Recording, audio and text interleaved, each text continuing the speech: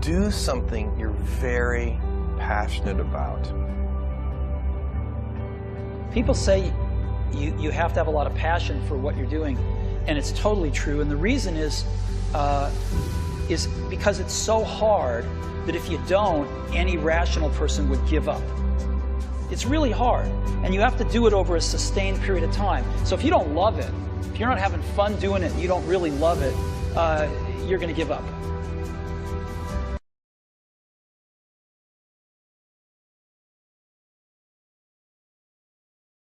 Then I have a rich father, not from, well-educated. I said I tried 3 times for university, all failed. I applied for Harvard for 10 times, all failed. They don't even want to see me. And I think that is a normal life, right? And I believe that it was so difficult at that time. I was so frustrated. But I believe that something is waiting for me there. And I have to work hard to prove myself. So that was the tough experience. Nobody believed that I could be successful, because everybody say, well, this guy think differently, think crazily, they think about something never work. That is the history. That's the thing. And now after 16 years, we have an Alibaba group, we have a Tmall group, we have a Taobao group, we have Alipay. And people say, how you make it? Why this make it? Why people cannot find opportunities, you can find opportunities. And I think people, same here today.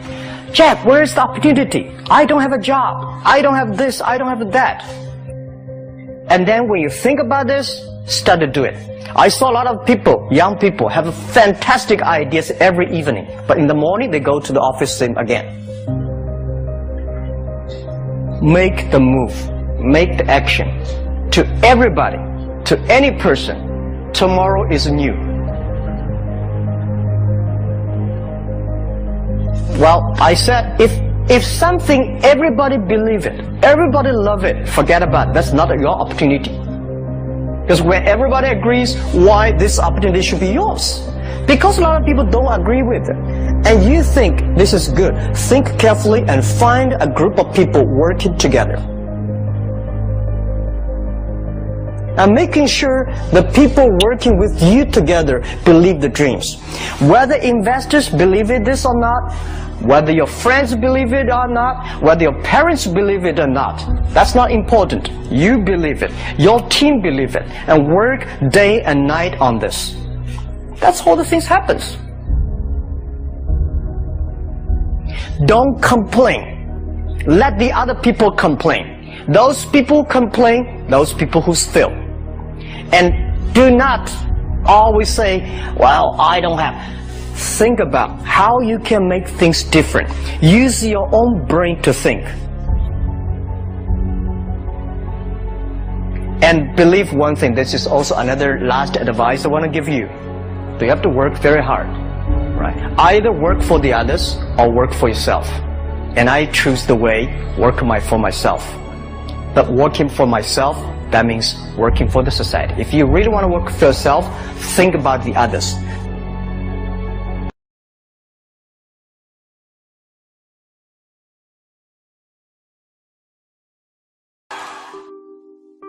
Particularly if you're starting a company, you need to work super hard. So what does super hard mean? Well, when my brother and I were starting our first company, instead of getting an apartment, we just rented a small office and we slept on the couch. And we showered at the YMCA, and we're so hot up we had just one computer. So the website was up during the day, and I was coding at night. 7 days a week, all the time.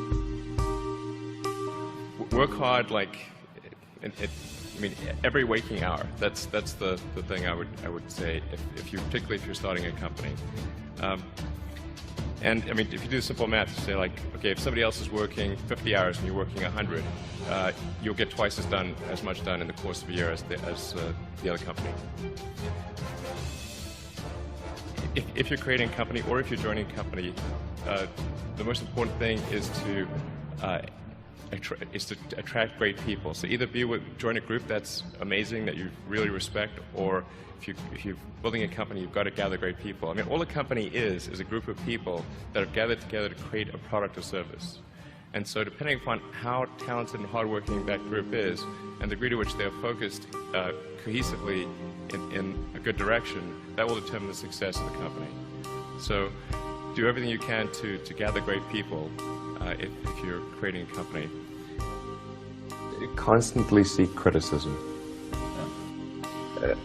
A well thought out critique of whatever you're doing is as valuable as gold.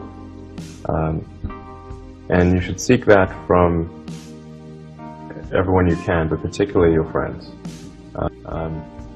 Usually your friends know what's wrong, but they don't want to tell you because they don't want to hurt you. So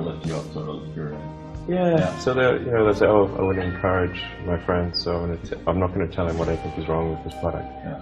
It doesn't mean your friends are right, but very often they are right. And you at least want to listen very carefully to what they say. And to everyone, you're looking for, basically, you should take the approach that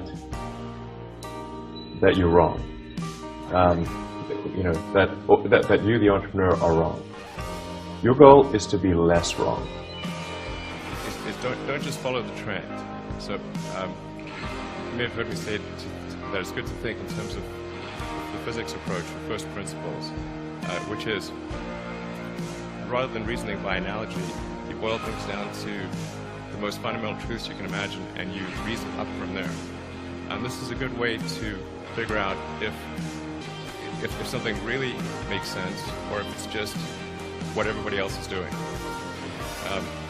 It's hard to think that way. You can't think that way about everything. It takes a lot of effort. But if you're trying to do something new, it's the best way to think. And that framework was developed by physicists to figure out counterintuitive things like quantum mechanics. So it's really a powerful method. And then I think that the final thing I would encourage you to do is, now is the time to take risk.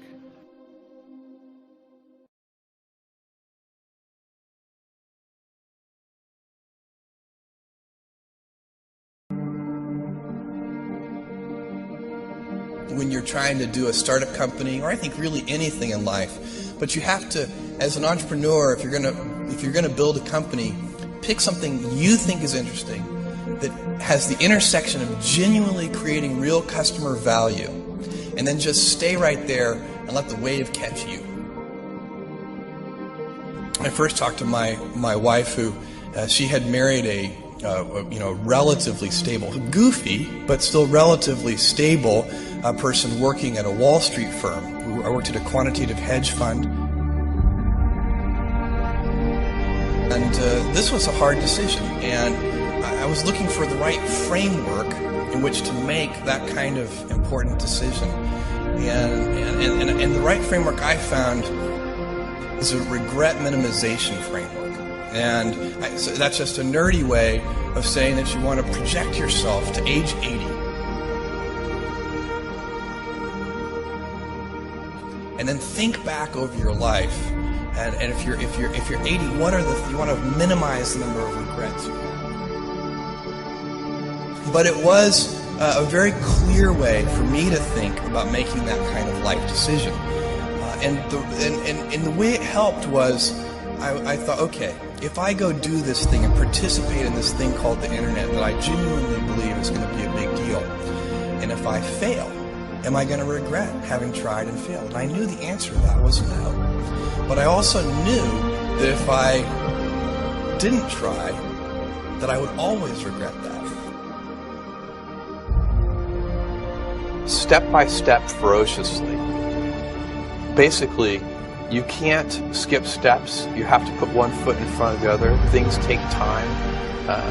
There are no shortcuts. And but you want to do those steps with passion and ferocity.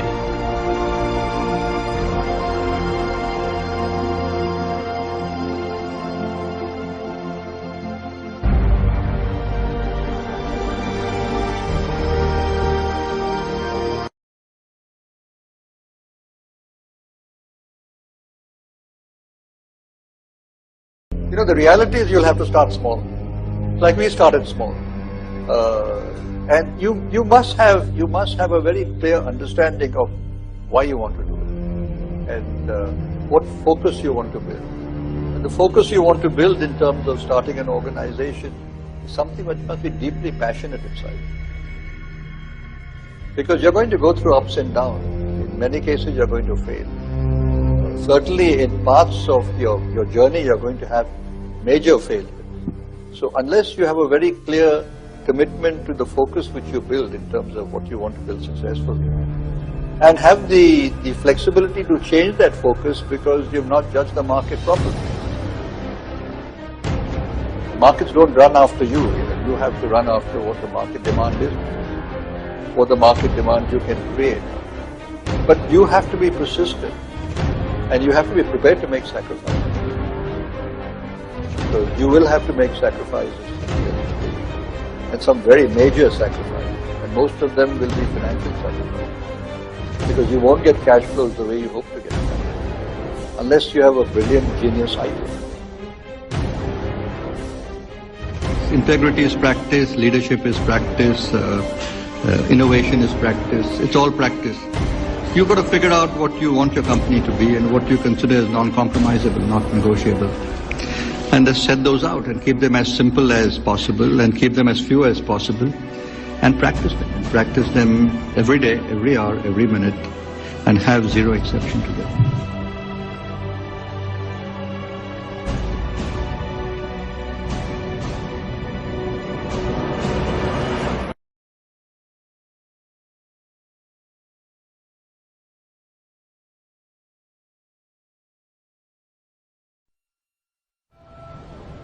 Maybe it's my fault.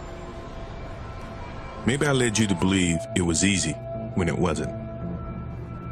Maybe I made you think my highlights started at the free throw line and not in the gym. Maybe I made you think that every shot I took was a game winner.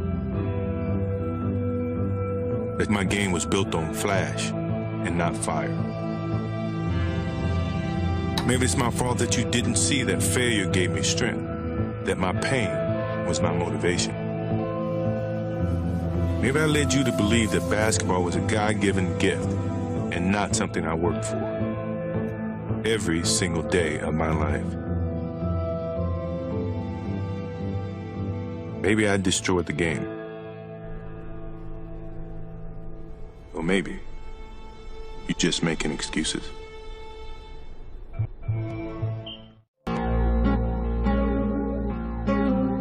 I've missed more than 9,000 shots in my career.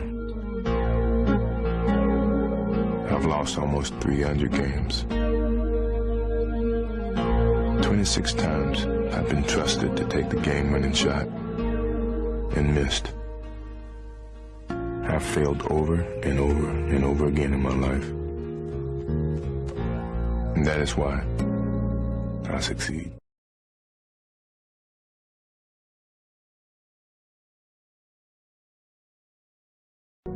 I don't regard what I do as the most important thing in the world at all, but it's right for me. I mean, I happen to be wired in a certain way that what I do works.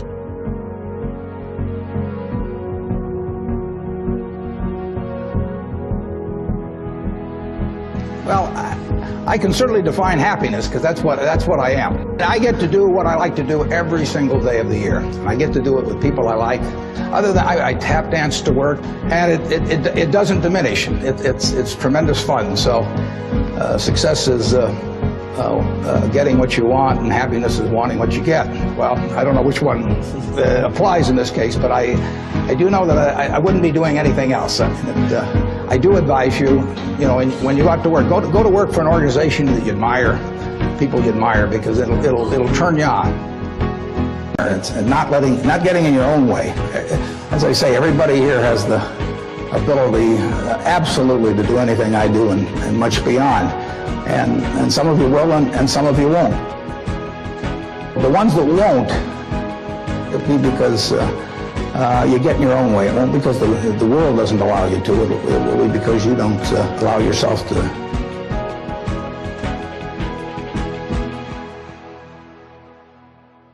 It's not necessary to have huge amounts of money in order to enjoy yourself. I enjoyed myself when I had my $10,000, and I live in the same house that I lived in when I was making it. When I had about that, I bought it 41 years ago. I liked the house then. I like the house now.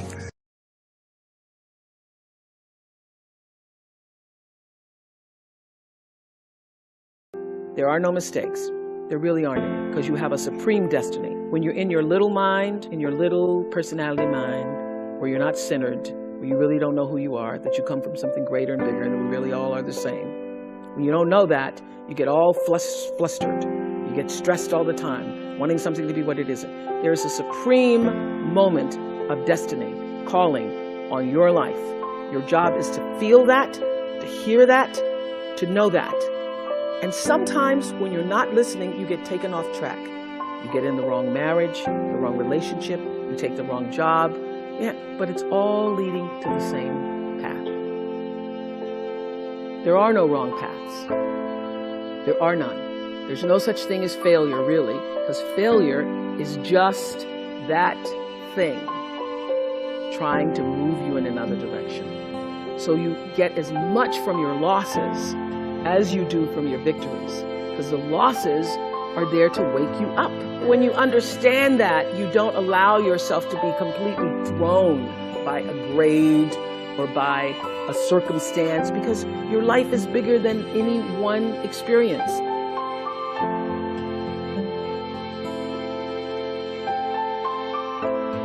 What would you say to your younger self? Every person says in one form or another, I would have said, relax. Relax. It's going to be okay. It really is going to be okay. Because even if you're on a detour right now, and that's how you know when you're not at ease with yourself. That is the cue that you need to be moving in another direction. Don't let yourself get all thrown off, continue to be thrown off course. When you're feeling off course, that's the key. How do I turn around? So when everybody was talking about, when I started this network, if I had only known, good Lord, how difficult it would be. The way through the challenge is to get still and ask yourself, what is the next right move? Not think about, oh, I got all of this to... What is the next right move? And then from that space, make the next right move and the next right move. And not to be overwhelmed by it, because you know your life is bigger than that one moment. You know you're not defined by what somebody says is a failure for you.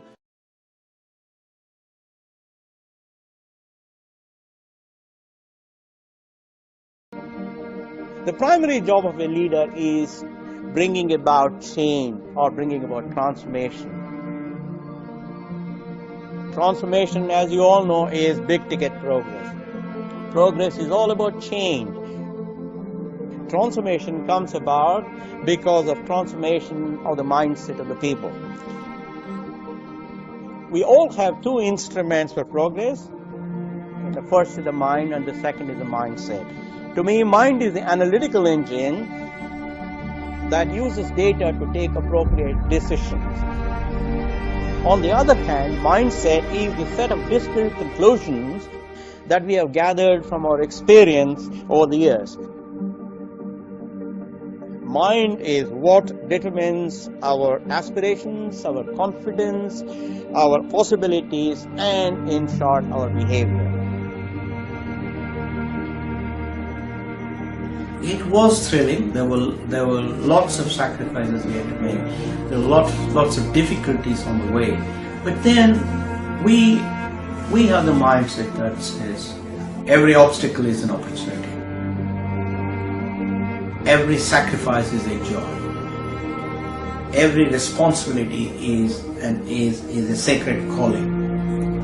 So as people who have understood those, I think while at one level it is a lot of hard work, it is some sacrifice and some deferred gratification. Trust is the currency that reduces the cost of transactions in a society. So if you want to succeed, then you have to create trust with the society. If you don't create trust with the society, then there is no hope for that corporation to grow.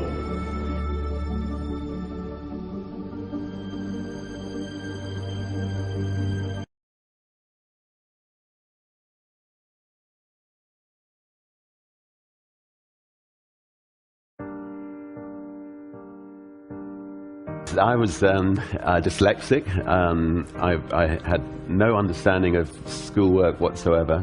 I certainly would have failed IQ tests, and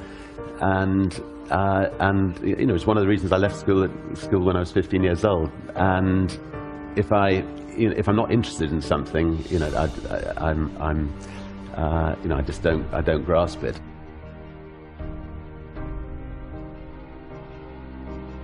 I mean, there's the story about your mother allegedly dumping you in a field at aged 4 and saying, "Okay, walk home." And did this really happen? I mean, she was, you know, she felt that we needed to stand on our own 2 feet from an early age. So she did things to us which now she'd be arrested for. So, yeah, such as, you know, pushing us out of the car and telling us to find our own way to Granny's about 5 miles before we actually got there, and making us go on, you know, wonderful long bike rides, and we're never allowed to watch television. I just love learning, and I'm incredibly inquisitive, and I love taking on the status quo and trying to turn it upside down. So I've seen life as one long learning process, and if I see, if I fly on somebody else's airline and find the experience is not a pleasant one, which it wasn't 21 years ago, then I think, well, maybe I can create the kind of airline that I'd like to fly on, and so got one for second-hand 747 from Boeing and gave it a go. Well, I think that there's a very thin dividing line between success and failure. We were being attacked by British Airways. They were trying to put our airline out of business, and they launched what's become known as the Dirty Tricks campaign. And I realised that the whole empire was likely to come crashing down unless I chipped in a chip. And in order to protect the jobs of the people who work for the airline and protect the jobs of the people who work for the record company, I had to sell the family jewelry to protect the airline. As it turned out, it proved to be the right move, but it was sad at the time, but we moved on.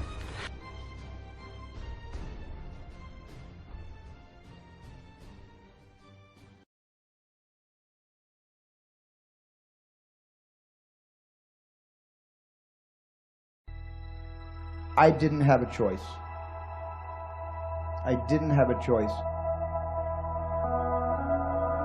When you have a dream, and the dream isn't something you dream and then it happens, the dream is something you never knew was going to come into your life. Dreams always come from behind you, not right between your eyes. It sneaks up on you. But when you have a dream, it doesn't often come at you screaming in your face. This is who you are. This is what you must be for the rest of your life.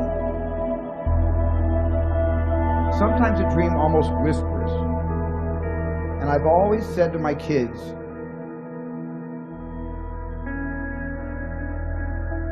the hardest thing to listen to, your instincts, your human personal intuition, always whispers, it never shouts.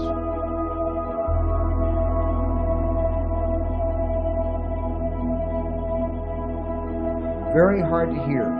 So you have to, every day of your lives, be ready to hear what whispers in your ear. It very rarely shouts.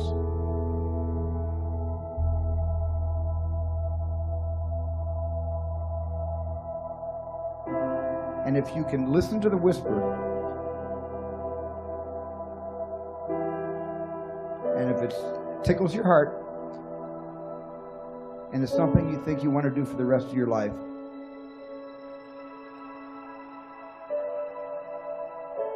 then that is going to be what you do for the rest of your life.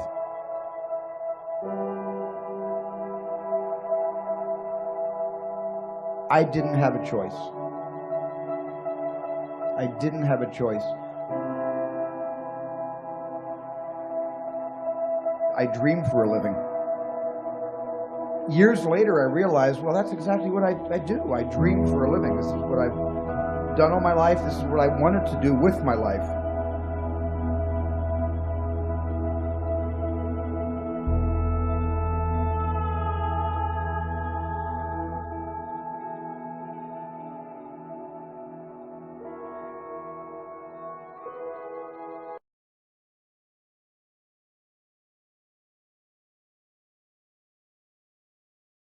I think most people in their careers have moments of disillusionment or a sense that they don't know where they're going. I think those moments of disillusionment hit all of us at any one time. A person that has not to face any difficulties, I think, ends up being a person that's an unreal person in the world because he doesn't know how to deal with difficulties. You look at the world around you. Where did Microsoft, where did Apple, where did Amazon, where did Google, where did Facebook come from? They came from ideas that people felt something could be done, where individuals started in garages, where ideas were born, and that they could make a difference. You, in the years ahead, are going to be leaders of this country and shaping the destiny of this country. In many ways, we have been critical of what has or has not happened in our country. How many times have you heard people say, this can't be done? Do not grow with a view that something can't be done and so should not be done. It's your job to remove those myths and to get things done. As you grow in your organization, you will find that you get lonelier and lonelier, and your decision is eventually a lonely decision. You should do what you believe is right. It may be the tougher decision, it may be the tougher option, but if deep inside you, you know that it's the right decision for the right reasons, not for the wrong reasons, then you should go ahead and take it. And I would hope that you look at being ethical and holding the value systems which you want this country to have. Your whole world is going to be learning and listening. Your success is going to be your humility. If you speak or sit next to a Nobel laureate, he never tells you that he won a Nobel Prize. Other people tell you. Let humility be your best defense. So as you go out into this world, you need to ask yourself why you're there. Are you there for money, or are you going because you really want to make a difference in the world by what you do? All of us, in our own ways, need to ask ourselves, are we doing something we feel proud of? Are we doing something that we feel is making a difference? Or do we bask in showing off our wealth or our prosperity or our well-being so that people can look up to us? If it's that, then I think we're wasting our lives. There are people that need our help, and if we've sent one poor person to school and seen that person prosper, it should give us a feeling of well-being. Much more than making our first million or billion, as the case might be. You need to give back to society some of the learning you have done, to do something for your country and for society. And you shouldn't merely consider yourself successful based on the prosperity you gain for yourself, but you should go home at night feeling satisfied if you have made a difference. That difference is something each one of us can make. We'll have failures and we've had frustrations, but it's a continued commitment that we have to the world around us, to ourselves and to the people of India.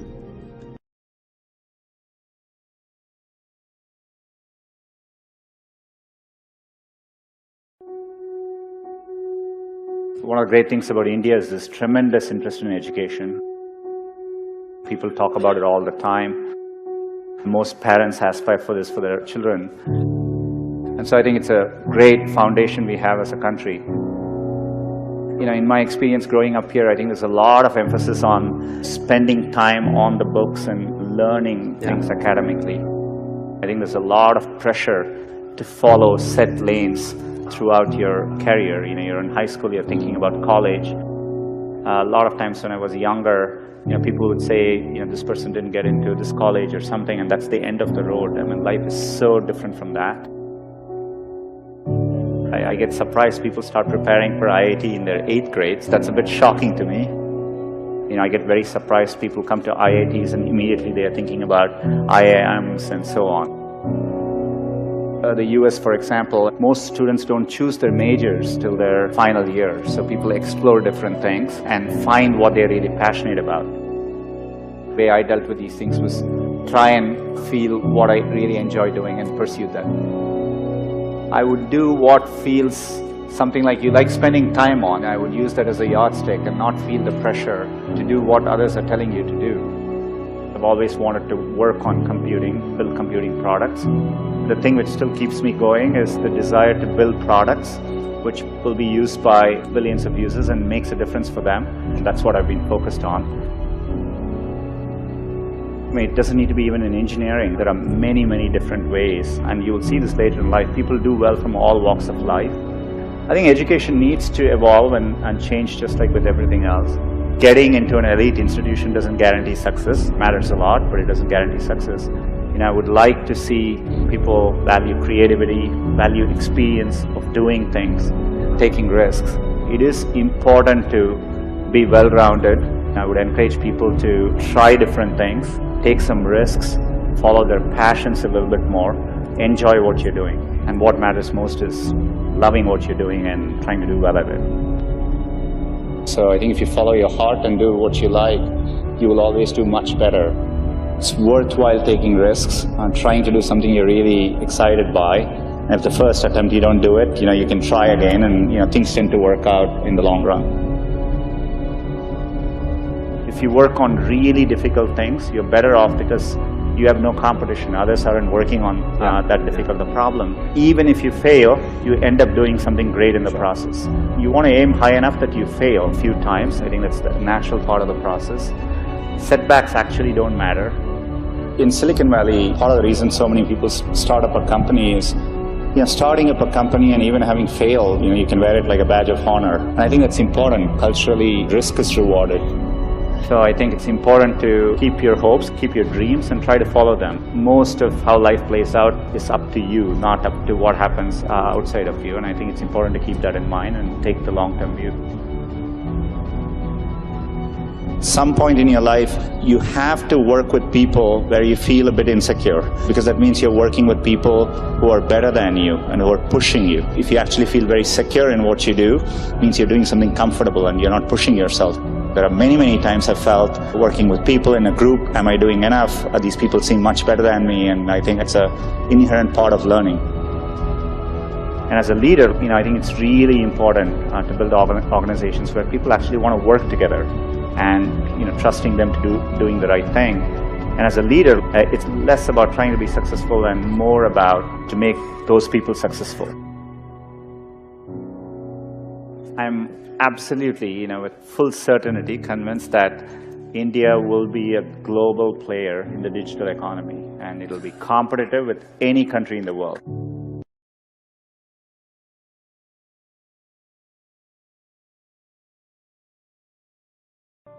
Over 20 years ago, I coined the expression, think big, and it's been a part of my life ever since. It's also come true. I became an even bigger success after I said it than I was before. And that's one reason I think it's an important way to think. It obviously works, and that's what I'm going to talk about today. What I said exactly in my first book, The Art of the Deal, is as follows. I like thinking big. I always have. To me, it's very simple. If you're going to be thinking anyway, you might as well think big. That book was a bestseller, and it's considered a business classic at this point. But I never thought those words would become bestsellers in their own right. it's an interesting point that I'm famous for two very short statements. Think big and you're fired. But let's stick to the first one for today. And I'd suggest strongly that you pay attention so that you won't have to hear the second one. Thinking big starts with the details and grows from there. Because I'm a builder, I'm very aware of the importance of having a good foundation. You can't take chances in construction. You can't be haphazard and say, well, maybe this will work, maybe it won't, so let's try it and find out. Because a lot of people will be at risk. I have to know if something will work or not. Every inch has to be accounted for. In other words, thinking big starts with being thorough. So number one, be thorough. Don't count on happenstance to get you anywhere, because it won't.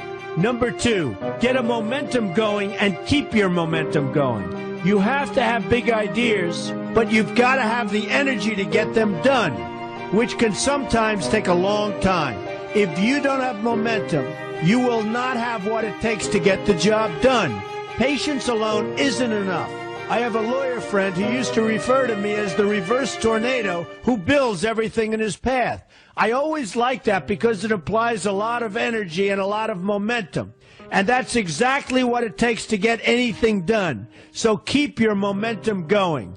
Number three, stay focused. You have to stay focused. The minute you lose focus, you will also be losing your momentum. They go together, and you will accomplish a lot more, even amazing things, if you make sure you keep these two things working together for you. I've seen very talented people literally go down the drain because they couldn't seem to keep their focus long enough to get anything done. In this day of multitasking, that can be a real challenge, but it's absolutely necessary. Ask yourself this question: what should I be thinking about right now? That simple question can restore your focus in no time at all. And your answer right now should be listening to Donald Trump. Number four, look at the solution, not the problem. This is very important if you ever want to learn to think big. And here's why. No matter what you do, you're bound to run into problems. It's just part of life, a part of business, a part of anything worth doing.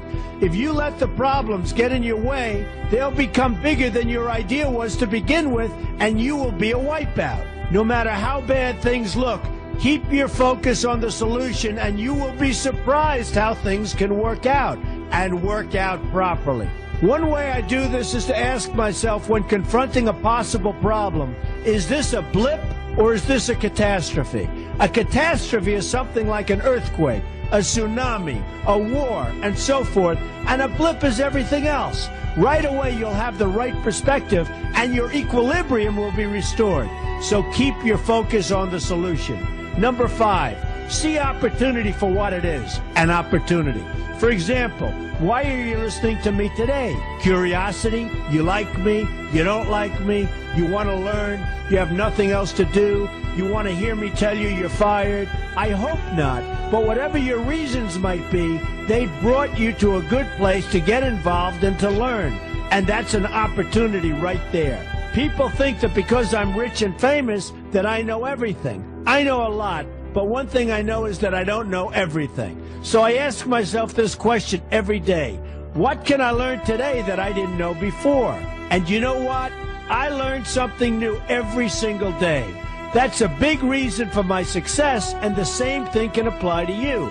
Take the time to see today as an opportunity, and you'll be surprised by what can come your way. Be open to new ideas, and you will be creating your own opportunities before too long. Number six, know everything you can about what you're doing. That's a good way to cover your bases. Another good way is to read the book Robert Kiyosaki and I have written together, Why We Want You to Be Rich. It's about covering your bases and knowing what's going on.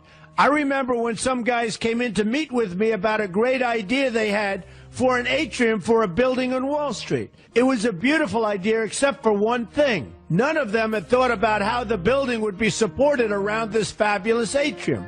They didn't take into account the steel columns that were necessary to support a 72-story building. A very big and embarrassing oversight that could have been avoided if they'd taken the time to think about what they were doing.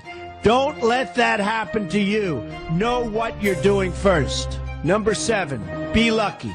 Remember the old saying, the harder I work, the luckier I get. Well, it happens to be true. It works for me, and I've encountered some pretty big successes.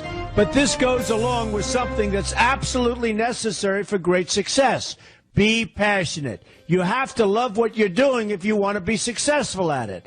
My father told me that it's absolutely true. I might work 7 days a week, but it doesn't seem like work to me because I love what I'm doing. If you don't like what you're doing, find something else to do, or do it part-time until you can find something full-time. You will never be successful, happy, or healthy unless you're doing what you love to do. That's just the way it is. So give it some thought. In fact, give it a lot of thought. For example, if you're feeling frustrated, there are 2 ways to look at the situation. Frustration can mean that maybe you're expecting too much, or it can be an indication that you know you should be, or could be, doing more. Use frustration as a motivator. Use it to get where you want to go instead of staying where you don't want to be. But above all, be passionate. That's the fast track to success, no matter what your interests are. Number 8, see yourself as victorious. That can zap negativity immediately and put a positive spin on problems. I've gotten to the point where I see problems as challenges that I'll enjoy meeting and dealing with. My point here is that no matter what you do, you will encounter problems. Why not see them as challenges instead and know that you are more capable of dealing with them? That's positive thinking with a realistic slant. When I go into negotiations, I keep an open mind to what may happen. But I can tell you that there's already a done deal attitude on my part. I've already thought the process through to the extent that I know everything will be better off if they agree with what I've come up with because I've taken both sides into account. I enter the situation with a victorious attitude, and I've had enough victories to know that this attitude works. Use it. Number 9, be smart. Know that you have something unique to offer because you do use the tools that are provided for you and remain open to new ideas. That's being smart. That's also where innovation comes from. Being smart means you know how to use what you've got. That doesn't mean there's nothing left to learn, but it means that you will have the ability to learn and move forward with success. And success is very important. Success is what you want. Just be successful. Believe me, you'll be happier. I know people who have had very few real advantages in life, and yet they've managed to become giant successes. They figured out how to use what they had, not to dwell on what they didn't have. I'm convinced that everyone has something useful to offer, and if you apply yourself diligently, you'll find that you have what it takes to succeed, and you're going to be a lot happier for it. Number 10, above all, never give up. Never, never, never give up. The only time you will be a failure is if you quit trying. Only losers quit. The biggest losers in the world are quitters. Winners keep on going. So whatever you do, never give up. My father always used to harp, never give up, son, never give up. Don't ever quit. I never want to see you give up or quit. Well, my father was a smart guy, and I listened to him. And remember, think big. To give up. Never give up. The challenge is to hold on. And if you hold on tenaciously, I say the universe is on your side.